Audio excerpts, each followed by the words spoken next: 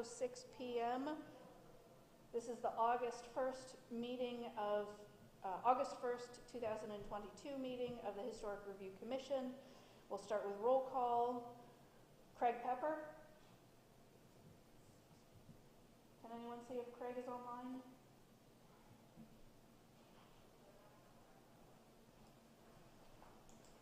Okay. Dave Brennan. Here. Mark Tannenbaum. Here. Melinda Meyer here. Jeff Zalonis. Here. Do we have Jason Wazorek on the line, on the Zoom? No, absent. And Chris Kinder is there. Is Mark still on? Mark Adams? Okay. Am I on with that one? I tried to sign on at 9:30 today because I thought there was a meeting at 9:30. But that's next Monday. From tomorrow. Tomorrow. Is it tomorrow 9:30? Tomorrow. The Lakota group? Yeah, tomorrow. Good thing you, good thing you mentioned. Okay. While we get things set up with Zoom, we're going to go ahead and move to the approval of the minutes, or I should say review and approval of the minutes from the July 11th meeting.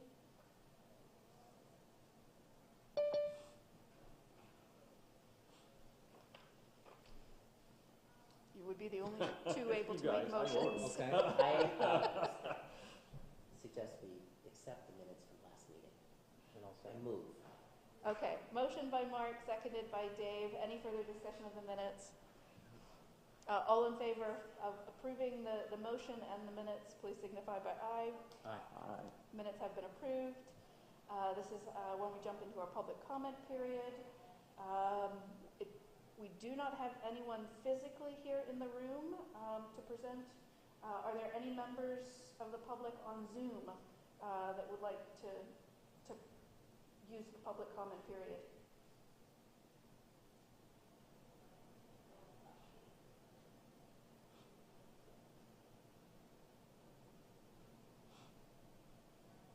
Hearing, seeing none, we move on then to old business. And we have the hiring of the Lakota Group, which is the consulting firm that will work with the Historic Review Commission, the Historic Preservation Planner, the steering committee for the Historic Preservation Plan to develop the first Historic Preservation Plan for the city of Erie. Chris, do you want to say anything about that? Yes.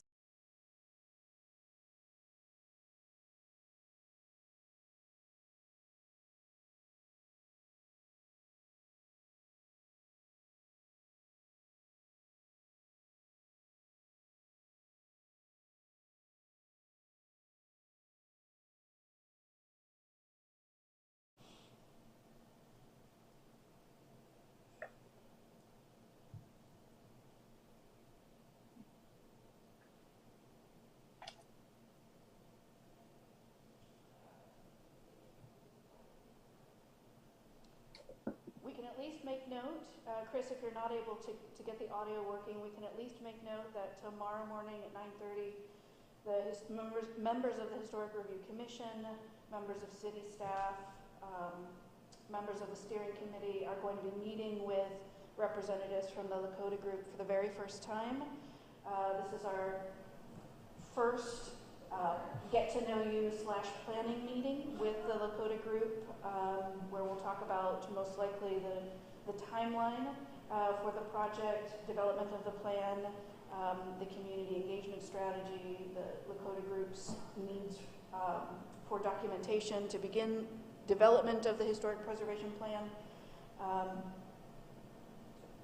You mentioned the steering committee too, because there would be a couple more people added to the list, correct? I have not seen their resumes yet. So we have, oh, you are correct. Because we were supposed to vote on them all as a group once we had them all together, right? Well, no, we actually voted. No, we didn't. At the June meeting. We're going to vote all together. Okay. That's what happens when you write the minutes. Can anybody hear me? Yeah, we did not. Chris, we still can't hear you.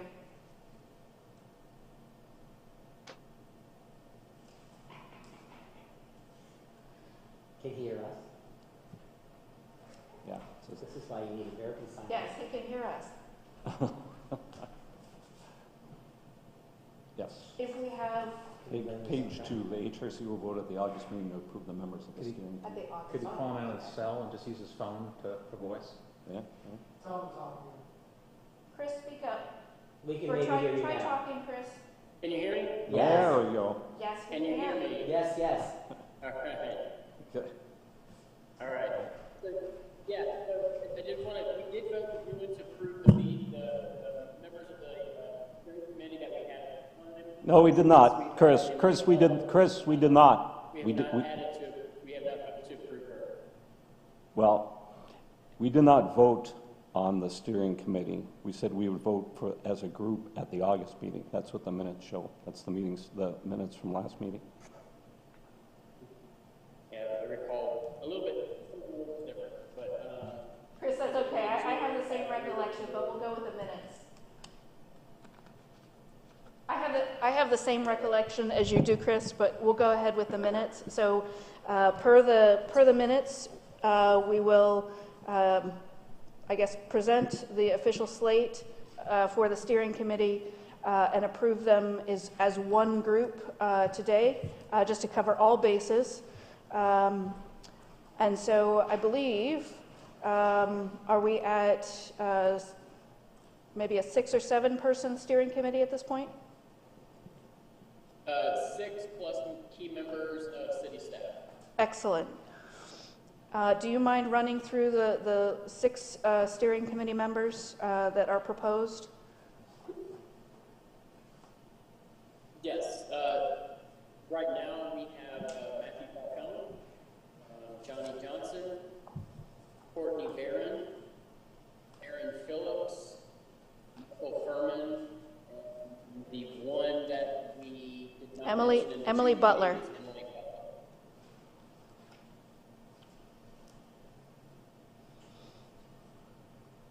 So that's the proposed, those are the proposed candidates for the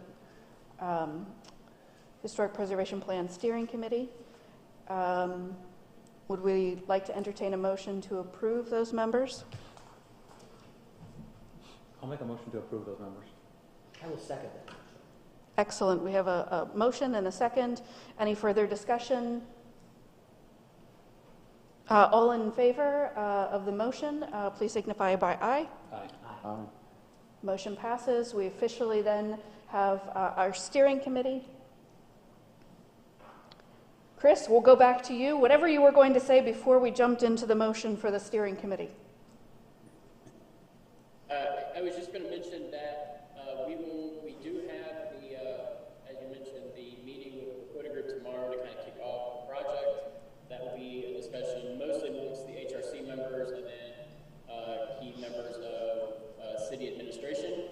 And then on Thursday at 10 a.m., we will be announcing the project to the public, introducing the Dakota group, the steering committee, and talking about the grants that are paying for that, plus our new Keystone Historic Preservation grant. And that'll be Thursday morning at 10 a.m. I did create a calendar invitation for all those who were invited.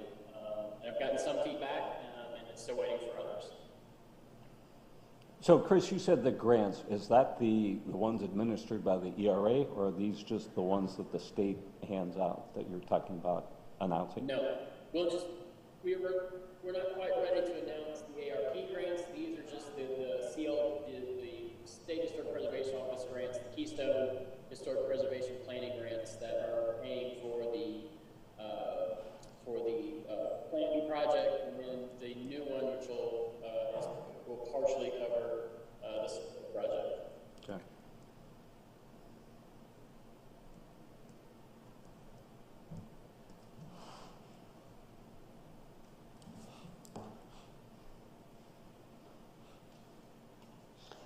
Chris, are there any specific needs for the Historic Review Commission members leading into tomorrow morning's 9:30 meeting to prepare? Not necessarily.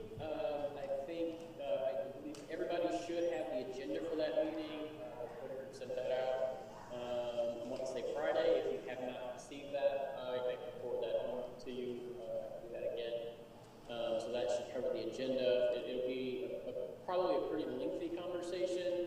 We'll talk about scheduling. We'll talk about their week-long trip to Erie to kind of kick off.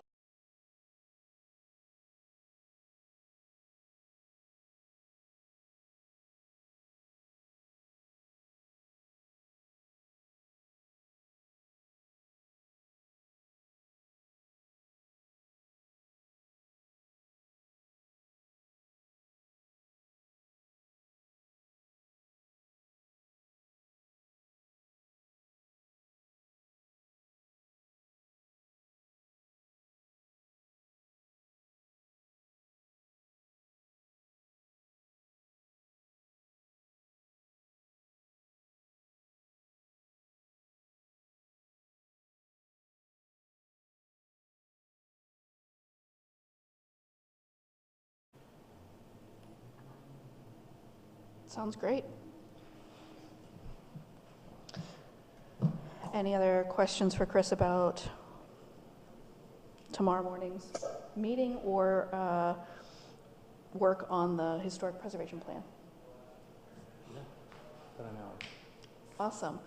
Then we'll move on to the second item under old business, which is the Commission Assistance and Mentoring Program, the CAMP program, and when that is going to be taking place, who we might want to invite, how we generate the invitation list for you, Chris, those types of questions.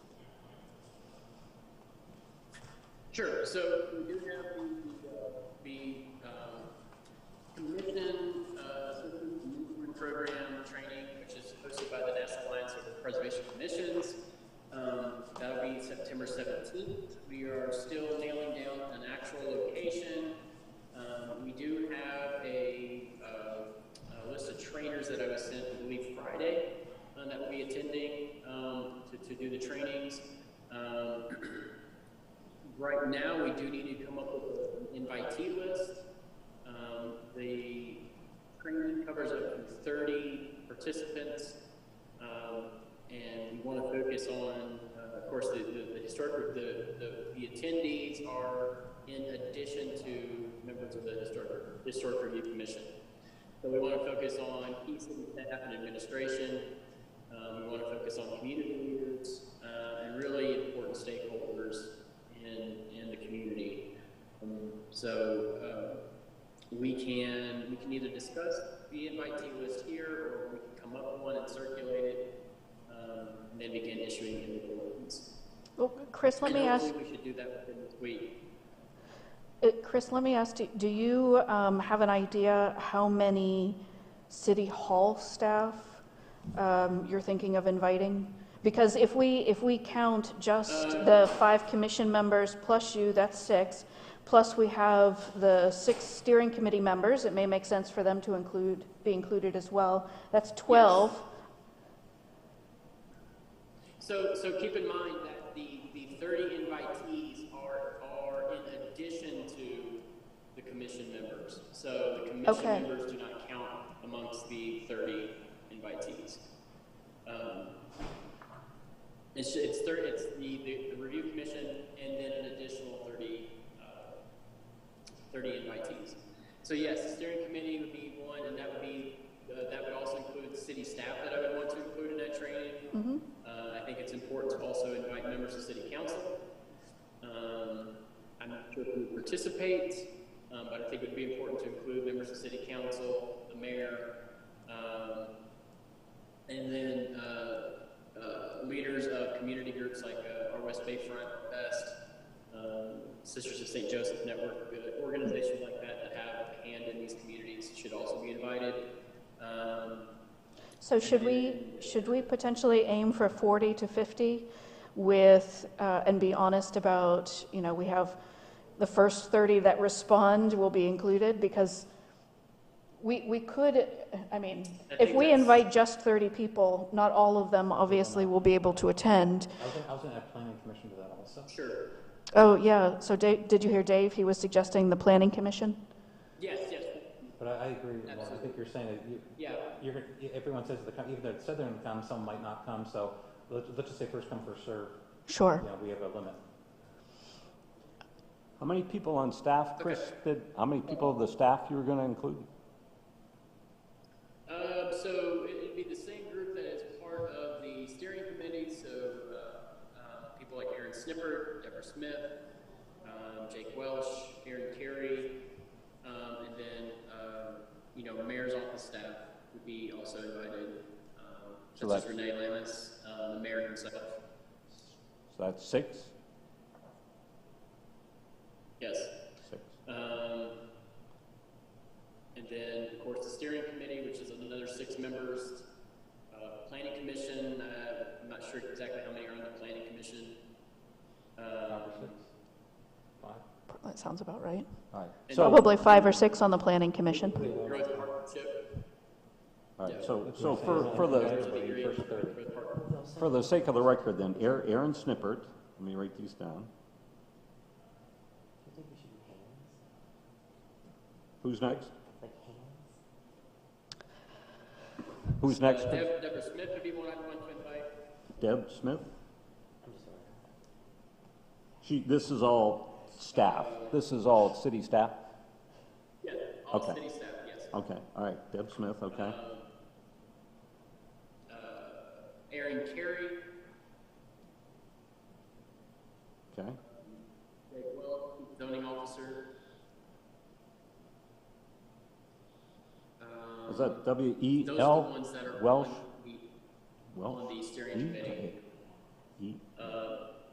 And then mayor's chief of staff from Lamas would be an invitee, and then the mayor himself would be an invitee as well.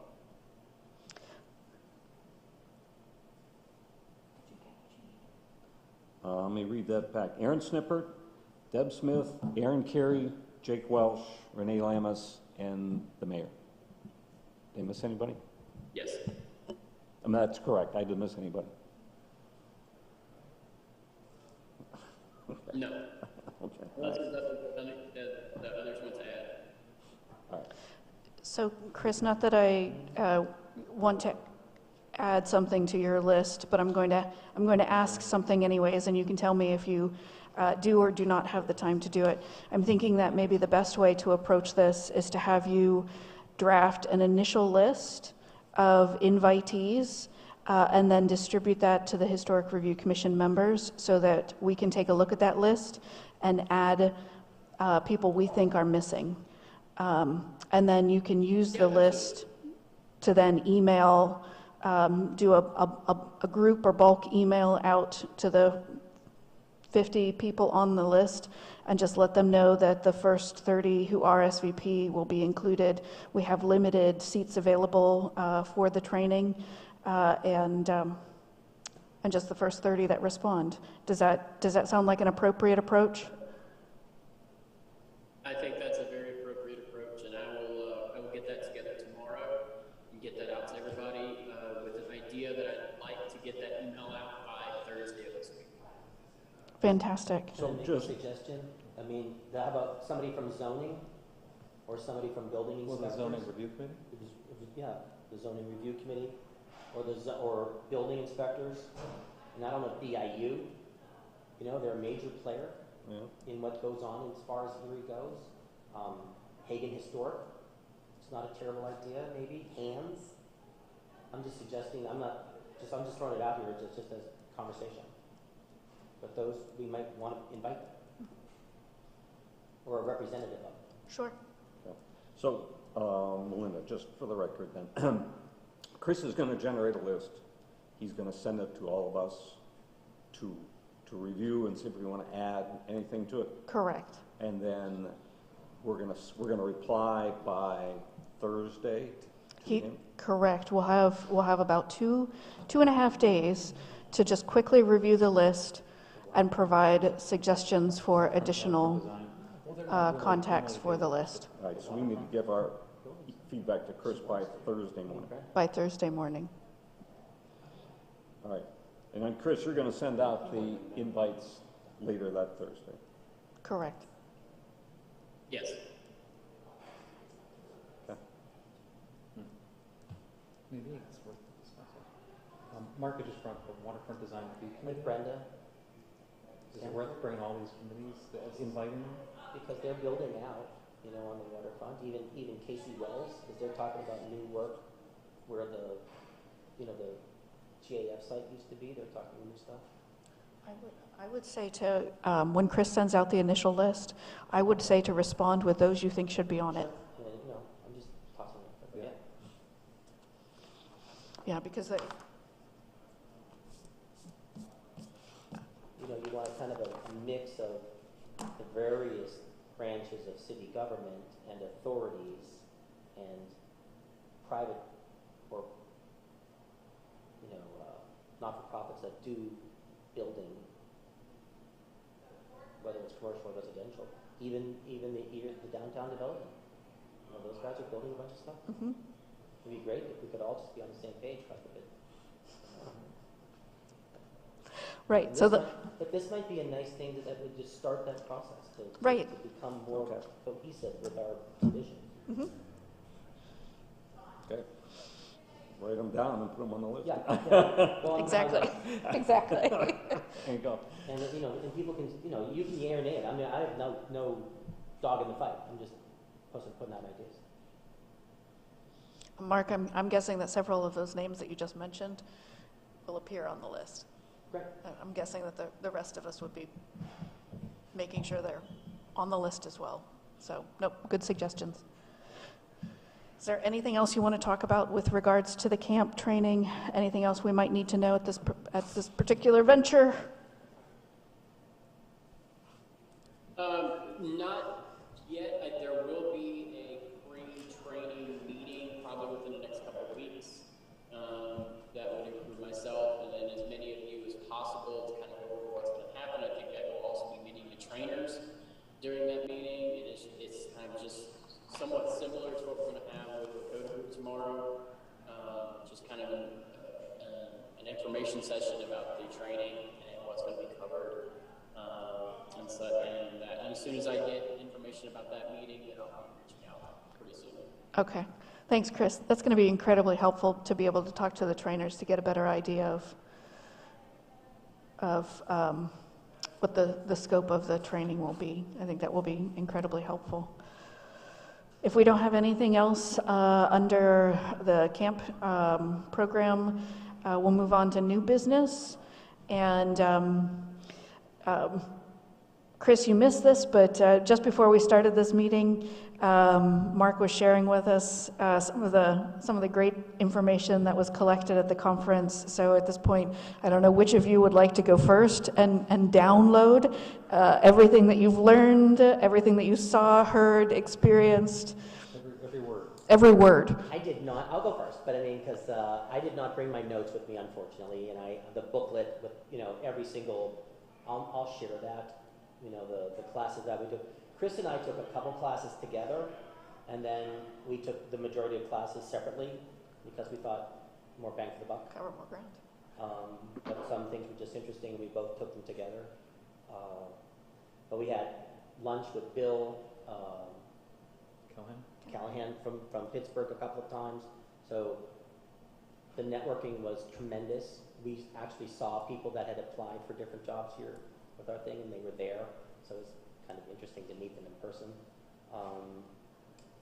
I took a class in deconstruction versus demolition, which was very complicated, but that many cities, particularly that had historic overlay districts, required that properties were not demolished but were deconstructed. That provided material for other people that were looking to renovate buildings. They just simply required it. That it didn't matter that it cost more money or less money. Some people worked with, some cities worked with private warehouses, and some had their own. That they would house all this stuff and then resell. Some just worked with individual contractors. I actually was able to talk on that because I did the auction for East High School, and we deconstructed that property pretty carefully. I did the property on 26th and Liberty the mother house that was attached to the church there, and we auctioned off the railings, we auctioned off the fireplaces, we auctioned off all the wood, mahogany doors, wood off the floor, stuff, all those kind of things. And then, same thing with East High School. We had done that with photographs because the school district did not want people roaming through the building. So we sat them in the auditorium, did it all by photographs. They came the next day, everybody provided insurance. They took it all apart and hauled it away. So even if it wasn't a situation where the community at large had then ultimate control of the assets, or even private, it just went to people that wanted it. And we took things like fire doors off the walls or drop ceilings. It wasn't even things that were necessarily historic, but it was stuff that didn't end up in a landfill. Who got the money for that? Well, the school district got the money for that one, and then I was hired to do the one from the diocese, so the diocese got the money for that one. But I've done a bunch, I've done a bunch of restaurants. Whoever and things the like owner that. is, So would get the. Yes, whoever the owner was. But the cities, these other cities also had a fee that required these other people to take these buildings apart practically by hand. And they had movies of it and slideshows of it, and these people came and took it apart. I do remember several buildings recently being torn down on like 10th Street or wherever, where absolutely nothing was saved and everything went into a dumpster. These guys could not talk enough about carbon footprint and loss of dump air, dump space, whatever it's called, but landfill space and cost that involved. And they actually said it wasn't that much more expensive to do it. They also talked about that if there were property that was 50 years old or older, 75 years or older, you could draw a line anywhere, that there was an additional fee to get a demolition permit. That in fact it could be as much as 10 grand. Especially if you didn't want to deconstruct it. If you're just going to throw it away, that was fine, but you had to pay a substantial amount of money to make that difference. That fund then went into supporting their historic overlay districts. Same kind of issues that we're talking about with people that are saying, gosh, what happens if this money that we're working on now runs out? Where's the next money? Well, the next money came from people who opted to do this way versus that way, and there was a pool of money. And it was just a matter of passing ordinances and getting it done that way. So that was interesting. There was a group of people that talked about, I believe it was Section 19. I will look at that. That's the one that I'm thinking. But there was in the general code of construction code, there was an addendum in the back of the code that I think that needed to be voted on individually as opposed to adopting the entire thing, which allowed historic properties to be nearly exempt from all sorts of oversight from building codes. These guys were talking about a math problem that they would add these other numbers together, so things like you didn't need a second egress in properties. If it was a shotgun shack, you could just have the one, but if you put electronic smoke and fire detectors throughout the entire building, it didn't require an outside fire escape, especially if there wasn't one you couldn't put it anywhere. And this allowed people to utilize second stories and third stories, those kind of things. As long as they hot wired their entire building, there was a way to avoid those other issues. And it was just simply a matter of passing this thing and then passing whatever you want. That would make sense.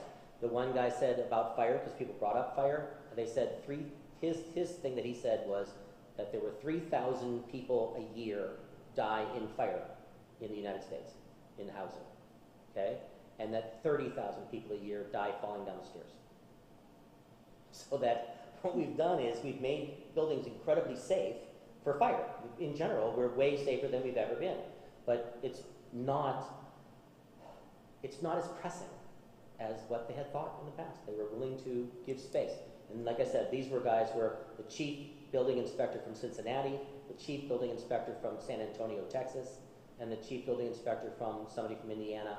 And these guys gave individual conversations about how they were able to work around historic properties and include older buildings and make sure they were useful. They consistently said about housing, I had a class on housing, They said that the cheapest housing was a building that's already been built, and that anything that you can do to utilize an existing building is vastly superior than tearing down a building, moving all that stuff, dumping it in the dumpster, building all this other stuff, and doing all these things. And if you can avoid it, that's the way to do it. But you needed to want to do that. And they talked about the fact that, yes, there was a need for Section 8 housing, but that there was also an additional need. And they talked about over the Rhine and all that stuff. But they talked about you need high-end housing. You need middle housing. You know, if you're trying to create a community, you know, you have to create housing for everybody. And, you know, too many times we think either Section 8 housing, which then, of course, is subsidized forever, more or less, or we think this high-end stuff because it returns all these dollars, but then these other guys were talking about creating not-for-profits that would then allow them to have middle-class housing in these various districts, and there were methods to mitigate the negative downside of gentrification, which is, of course, displacing people that are in a community already, which, in fact, is people of low, middle, and high income in any neighborhood, any zip code that you want to talk about. So that was interesting. They had I took a whole thing on overlay districts, which talked about, and really, honestly, the number one thing was communication, going out of your way to, like, get these people in a room. They were talking about hot dog roasts and, you know, elaborate things. And there were communities. I talked to different people from like St. Louis and Detroit, and they said that they had over 30 historic overlay districts in their city. And they asked me how many we had, and I said we're working on it. But, you know, technically 0 at this point. But these were people that were already dealing with this on many times over, and had done so for a decade or more. So they were talking about how to really reach out to people, and they said you just can't do it enough. They talked about becoming a resource as opposed to being a task master in a sense, and that's one of the things, even with the deconstruction, that you then have this stuff that people want, and you become a resource for these people, that they come to you and ask for help. If there was a way to make lists of people that were good at, there was one class just in starting schools for historic carpentry, because nobody knew how to do it, and that they were funding these people to learn how to put in crown molding and, you know, fix all this kind of stuff, and that today even the average carpenter has no idea how to do it. And they were getting funding to create these jobs for people that were very specific to work on older houses, because that's what people wanted. So they talked about that becoming more of a resource for that. I mean, I would recommend, like, you know, we're like today, we're putting in new windows at PAPS. We have 8 new windows installed. And so we use all local people, but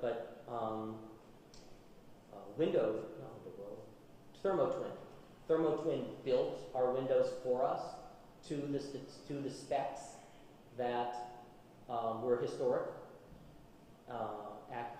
accurate. So that would be a thing that we would provide them with this name of the person, that these people, let's say, if you were a group of people living in a neighborhood that were worried about windows and their costs, that we would say, here's the person to call, rather than say, well, it's on you to go find these expensive, you know, historically accurate windows. Maybe there's a way that we could form a deal with this company, that they would give everybody a break if they're in the historic district, or there was funding to support some of that. And these people were doing a lot of very creative things with that, but they were completely saying that it was smarter to become a resource to the community at large than it was to become the heavy. And I'm afraid to call some of these folks to come up with stuff, you know, at my building, you know, just that I never know what they were saying. That there were fines for demolition, but that's basically what I can remember off the top of my head. I will, in fact, bring the book next week. I'm so sorry, and I'll show you it was a beautiful catalog, and there were a lot of fascinating. I wish I could have taken more classes. Sure, that's great. Let's see, Chris, do you have anything to add to that? I mean, certainly, Mark did a great job, I think, covering a lot of the highlights of the experience. I spent a lot of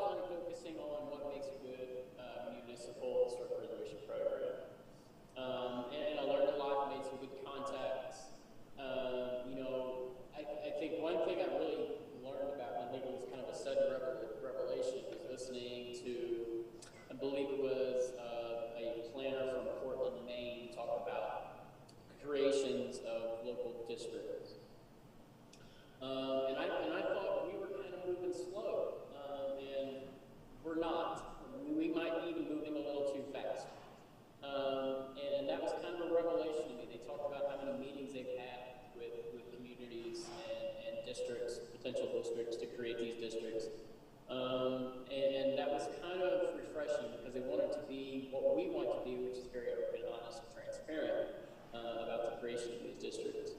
And so it kind of helped me take a step back to look at maybe how our approach is. Maybe we need to slow down a little bit and engage more with the public, kind of as Mark said. And that means hosting events like, little informal sessions of some kind. I learned a lot about being creative in terms of approaching your city, in terms of approaching public. Heard some great information, great success stories about some of the programs, places, especially San Antonio, Texas, where they have, it's not just a regulatory, your Historic Review Commission is not just regulatory, your Designation program is not just about zoning and enforcement, but it's about engaging the public and helping them find some pride in their community through historic sites and places. And these things are something similar to what is already being done with like the Shared Heritage Project we first talked about a few months ago. And creating walking tours, creating small interpretive panels that have QR codes so you can hear somebody tell a story about a building that they experienced. So things like that. Those are the types of programs, those are the types of things I'd like for this program to be.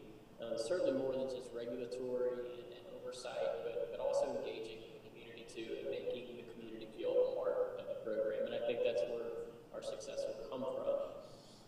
There were lots of different things to talk about, lots of different ideas, lots of different contacts. I did receive an email with a collection of all the presentations that were given, and I can certainly share those. I don't know how much context each of those will provide because they don't have the actual speakers to go along with it, but there are the PowerPoint presentations that they presented. And we can certainly share those because there was a lot of sessions that we didn't get to go to or hear anything about, but I know there was good information there as well. So, and I'm excited to see what is going to happen. I think with the camp meeting, I think after going to this conference, I'm getting a little more excited about the training session that's coming because it's the same organization that's hosting it. And so I'm looking forward to the things that we can learn from them and things that we can implement in our own program. So a very great experience. I think it was very much worth going. This conference is held every 2 years. And so we'll plan on making sure another commissioner gets to go to the next conference as well in 2 years. And I think I want to say that it's in Florida. Or maybe it's called Palm Beach something. conference location. But that's a couple years ago. So, but yeah, it's a great experience. Really glad that I got to go. It was pretty. Mark was in his element, engaging with people, so that was pretty fun to watch. But yeah, great time, great vacation, and looking forward to it. Excellent. Well, while you have the floor, well, first of all, let me thank both of you for representing the Historic Review Commission for the City of Erie. I think that is incredible that for the first time ever, Erie was represented at this conference. So thanks for being the first. And then we just give the floor back over to you, Chris, because we're up next on the agenda is the Historic Preservation Planners Report. Sure.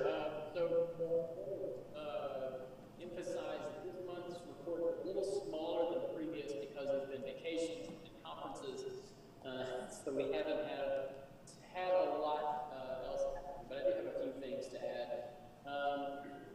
I'm still working to finish the two local designation nominations, West 6th Street and the Meyer buildings.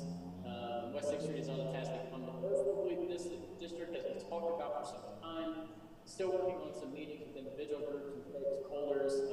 I am going to be having some more meetings in the next week or two to talk about this district. We're also still attempting to arrange meetings with other owners in the potential Meyer Buildings district. I may need some assistance on that. I think in the last meeting we talked about needing some assistance to connect with those owners. But that's kind of where we are with that one. In terms of the West 6th Street district, 1 second, my computer's freezing up here. In terms of West 6th Street district, I did receive a letter just after our last HRC meeting from homeowners from homeowners in Garden Court. It also included a petition in which 23 of the 27 owners asked not to be included in a potential overlay district.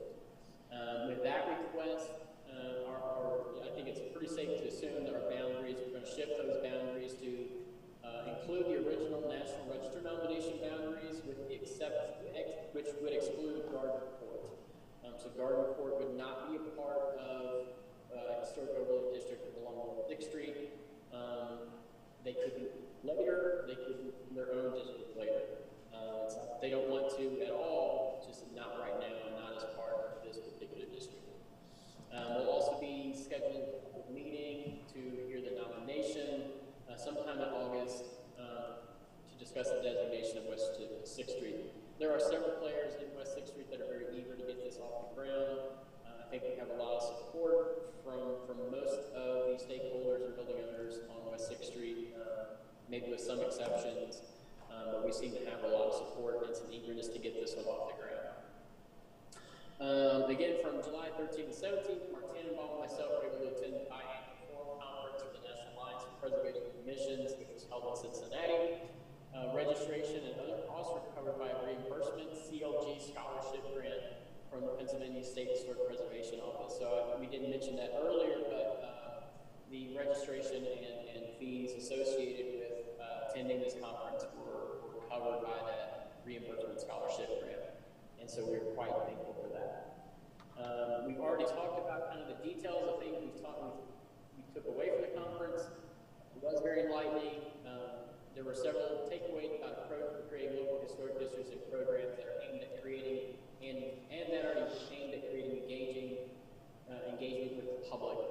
Many cities have approaches that don't focus just on regulation and design, which I mentioned, but help people engage with, connect with stories and places that make their community special. And I think that's something that we can certainly do here in Erie and be very successful with. August will be a busy month with a lot of focus on kicking off the preservation plan project. Kickoff Zoom meeting is going to be held tomorrow, August 2nd, between HRC, city administration officials and staff, and the Lakota group. The agenda for that meeting has already been sent by the Lakota group. And we will also, within the next few weeks, to hear whether or not Erie will receive, be awarded another CLG grant for the 2022 year. I want to remind everybody again, camp training that is hosted by the National Alliance for Preservation Commissions is going to be held on September 17th. This will be for all HRC commissioners, city administration, key community leaders. And that training, I should mention, is also paid for by a grant, CLG scholarship grant from the Pennsylvania State Historic Preservation Office. I also wanted to mention, and I failed to include this in my report, I'll go back and amend that. I did have a very productive meeting with Boo Haggerty with the Hammett Health Foundation. Very good meeting talking about projects that we could work on together. And this, I think, is something that we should gather and talk to each other about some of the ideas that he proposed. And I think it's a very potential for a really good relationship and how to use their resources to help focus historic preservation in working class and poor community. I think we can be very effective there and do things that other communities maybe aren't doing. So that was a really good discussion, and I would like to talk more about that. That is my report for the month. Next month will be a little busier. We have a lot going on, but July is full of vacations and conferences and all kinds of other events, so it's a little slower. Chris, you'll send me a copy of that? Yeah, I already have. I've sent a copy to everybody in the commission. Oh, okay. But it does sound like he needs to revise it. Yeah, Hang on. Revise that at the meeting with Boo Haggerty. I didn't think of that until about 4 o'clock, and that was a little too late to add. So. Did they approach you, or did they approach you, or did you approach them? Hammett. It was a suggestion. I didn't even know it was both of them.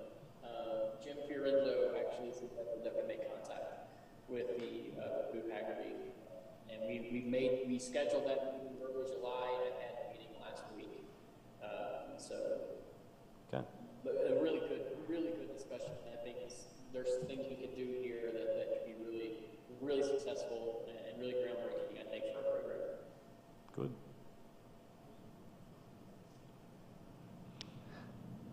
Thank you for that. Do you want to jump into the American Rescue Plan Act grant funding or the funding that's been set aside to support Yes. grants to property owners within historic districts?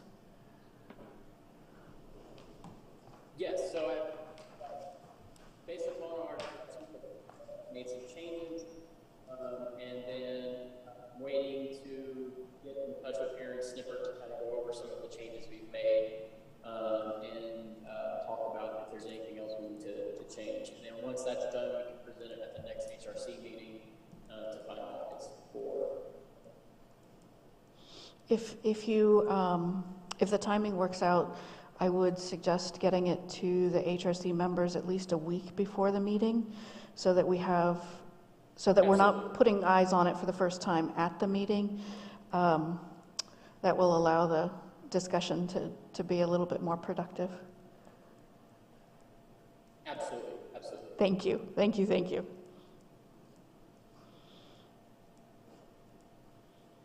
Are there any other items, anything else to discuss today? That's it for the official agenda. Awesome. And then we'll entertain a motion for adjournment. I'll make the motion. I'll second. So we motion to adjourn at 4:54 p.m. We have a motion made, seconded. All in favor, please signify by aye. Aye. Opposed? Excellent. Thank you. The meeting has